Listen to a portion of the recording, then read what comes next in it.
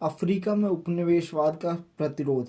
Hello guys, तो आज हम बात करेंगे ना फर्स्ट वर्ल्ड वॉर के पहले दुनिया कैसी थी। जैसे कि पिछली वीडियोस में मैंने बताया और कैसे कंट्रीज आज़ाद होने के लिए उपनिवेशवाद का विरोध कर रही थी।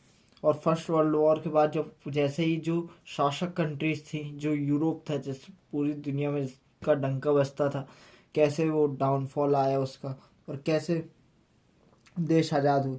तो 19वीं सदी का अंत होते होते यूरोपीय औपनिवेशिक शक्तियाँ अफ्रीका को लगभग पूरी तरह से आपस में बांट चुकी थी।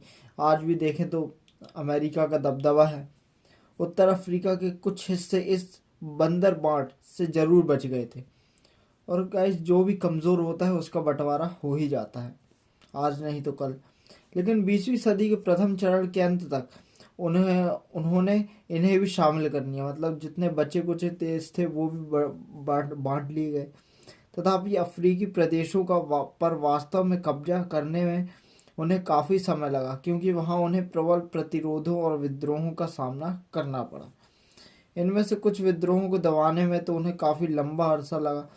एग्जाम्पल में देखें तो जर्मन पूर्व अफ्रीका में 1905 से लेकर 1907 तक माजी माजी विद्रोह चला। मतलब 5, 6, 7 3 सालों तक माजी विद्रोह चला। अनेक एशियाई देशों के विपरीत अफ्रीका के अधिकांश देशों में आधुनिक राष्ट्रवादी आंदोलन प्रथम विश्व युद्ध के बाद ही आरंभ हुए।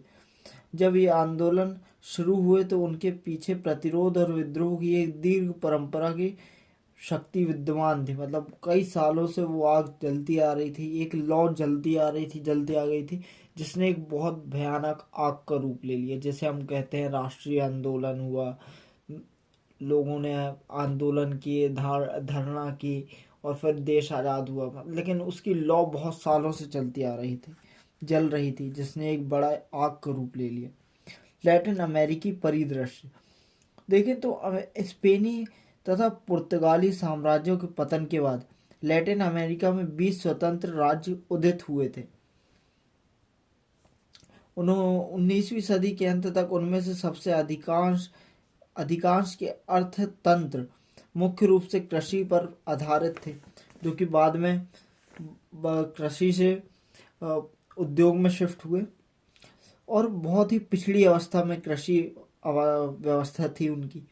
उनमें से ज़्यादातर राज्यों में भ्रष्ट अल्पतंत्रों का शासन था, जैसा कि आज भारत में है। वहाँ चूंकि कोई मजबूत सरकार नहीं बन पाई थी, इसलिए अन्य देशों के आर्थिक प्रभुत्व का भी प्रतिरोध भी नहीं किया जा सका। इन देशों के समृद्ध संसाधनों का उपयोग विकास तथा जन कल्याण के लिए नहीं किया गया, बल्कि वे यूरोपीय कंपनियों के हाथों और बाद में अधिकाधिक परिमाण में अमेरिकी निगमों के हाथों बेच दिए गए। खानों, बागानों, रेल मार्गों, जहाज रानी, बिजली आदि प्रायः सभी आर्थिक क्षेत्रों में विदेशी निवेशों के कारण लैटिन अमेरिका पर संयुक्त राज्य के बढ़ते नियंत्रण तथा प्रभुत्व का जिक्र हम ऊपर कर चुके हैं। अधिकतर लैटिन अमेरिकी देशों के समाज व्यवस्थाएं घोर असमानताओं से ग्रस्त थी।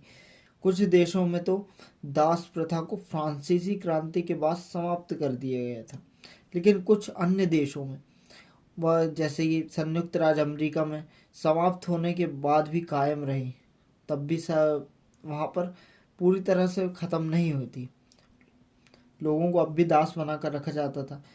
एग्जाम्पल में देखें तो ब्राज़ील में दास प्रथा का उन्मूलन 1888 में किया गया, लेकिन कुछ एक लैटिन अमेरिकी देशों में दास प्रथा के दीर्घ काल तक जारी रहने के बावजूद वहाँ वैसा नस्लवादी भेदभाव, मतलब वहाँ का नस्लवाद गोरे काले कर ऐसे होता था।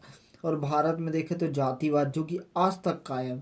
तो ये एक चीज़ हमें यूरोपीय देशों से सीखनी चाहिए गाइस, कि वहाँ के देशों में बदलाव को लोग बहुत जल्दी एक्सेप्ट करते हैं। दास प्रथा खत्म थी नहीं है, गोरे काले का भेदभाव था, जो नस्लवादी भेदभाव वो था, अब नहीं है।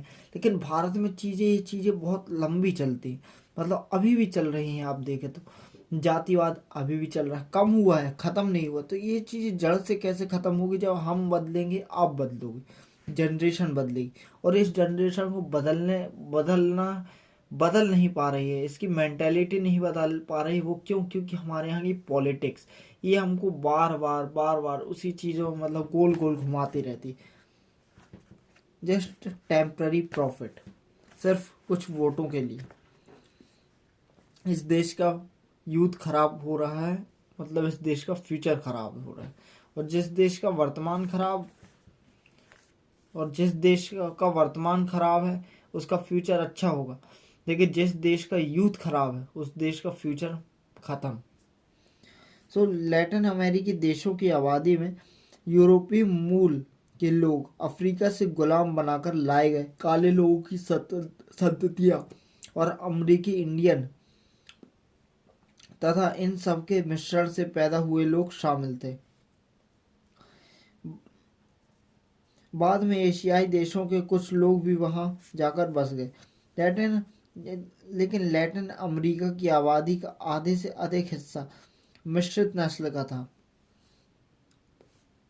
जिन देशों में अमेरिकी इंडियनों की आबादी बहुत अधिक थी उनमें भी जैसे पेरू, इक्वेडोर, बोलीविया, कोलंबिया, ऐसे ऐसे देश भी हैं जिनके नाम हमें पता तक नहीं है। मतलब मेरे को तो पता तक नहीं, मैं तो फर्स्ट टाइम पढ़ रहा ये इक्वेडोर, पेरू, मतलब ऐसी ऐसी कंट्रीज भी एग्जिस्ट करती है। और हम अपने घर से लेकर जॉब से घर, स्कूल, कॉलेज, बस यही हमारी ज़िंदगी ख़त्म हो जाती। हमने दुनिया देखी ही नहीं कभी।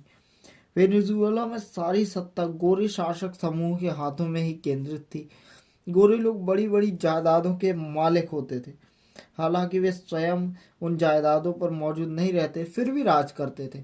और लोग जो उनके लिए जिंदगी भर काम करते रहते थे, वो बस एक दास प्रथा के चलते उसकी ज़िंदगी ख़त्म हो जाती थी। और ऐसे ही हमारे साथ है, चीज़ें बदल गई हैं बट लाइफ वैसे ही जी रहे हैं। मेहनत मशक्कत करने वाले अमेरिकी इंडियन गोरे घोर गरीबी का जीवन व्यतीत करते थे। केवल मैक्सिको ही एक ऐसा देश था जहां अमेरिकी इंडियनों सहित अन्य सभी नस्लों के लोग ने मिलकर संयुक्त जन आंदोलन चलाया और सामाजिक असमानताओं को मिटाने, भूमि का न्याय सम्मत वितरण करने तथा जनसाधारण के समर्थन पर आधारित राज्य व्यवस्था का निर्माण करने में सफलता प्राप्त हुई। देख रहे भाई, ये सब चीज़ें सीखनी चाहिए हमको, और यही बदलाव की ज़रूरत आज भारत में है कि भूमि का न्याय सम्मत वितरण हो। कि एक देखो तो आप, मतलब एक बंदे के पास 4 घर और एक बंदे के पास एक घर नहीं, वो किराए से रह रहा है। एक बंदा जिसके घर में 10 गाड़ियाँ खड़ी, 10 कारें खड़ी, और एक बंदा जो साइकिल से चल रहा है। मतलब ये सब क्या है? एक आप देखो तो भारत में 1% लोग हैं जो 1% लोग जो टॉप में है, जो अमीरी में है, मतलब जिनकी लाइफ में पैसे है इतना कि कोई वैल्यू ही नहीं। और भारत की 80 करोड़ जनता गरीबी के नीचे जीवन यापन करती है। तो ये सब चीज़ें लोगों को हम मिलकर ठीक कर सकते हैं। लोगों को मिलकर ठीक करनी है, आपको, हमको। जब तक इन सब के लिए आंदोलन नहीं करेंगे कुछ भी चेंज नहीं होगा, लड़ना पड़ेगा। जब प्रथम विश्व युद्ध आरंभ हुआ तब लैटिन अमेरिका के कई हिस्सों में लोकतांत्रिक आंदोलन छिड़ चुके थे। यद्यपि लैटिन अमेरिकी राज्य लगभग एक सदी से आज़ाद थे, तथापि वे अंतर्राष्ट्रीय जीवन के हाशिए पर ही खड़े रहे। उसमें कोई स्वतंत्र भूमिका नहीं निभा पाए। औद्योगिकरण के अभाव में वे कच्चे माल के संभरक बनकर रह गए थे। उनमें से कुछ अपने शक्तिशाली पड़ोसी के लाभ के लिए एक फसली अर्थव्यवस्था वाले राज्य बन गए थे। इससे उनकी परिश्रमता और बढ़ गई थी। उत्तर अमेरिका और लैटिन अमेरिका के बीच इतना ज़्यादा फर्क था कि वह हर एक को साफ नज़र आता था। लैटिन अमेरिकी लोगों की आकांक्षाएं जग रही थी और उसी के साथ संयुक्त राज्य अमेरिका के खिलाफ उत्तर के महाकार दानव के विरुद्ध उनका शत्रुता का भाव भी तीव्र होता जा रहा था। तो ओके गाइज, मिलते हैं नेक्स्ट वीडियो में, तब तक के लिए bye bye, thank you so much. अब इसके बाद की वीडियो आएगी फर्स्ट वर्ल्ड वॉर, जैसे उस टाइम के साथ जब तक दूसरी सेकेंड वर्ल्ड वॉर नहीं हुई तब तक ऐसे द ग्रेट वॉर कहा गया, दी ग्रेट वॉर। तो thank you so much watching my video. अगर वो वीडियो से कुछ सीखने को मिला हो तो वीडियो को लाइक करें, और मन ना करे तो लाइक ना करें, फ़र्क नहीं पड़ता आप लाइक करते हो नहीं करते, फ़र्क पड़ता है आपने वीडियो देखी। और thank you so much watching my video. Thank you so much, thank you. जय हिंद, जय भारत।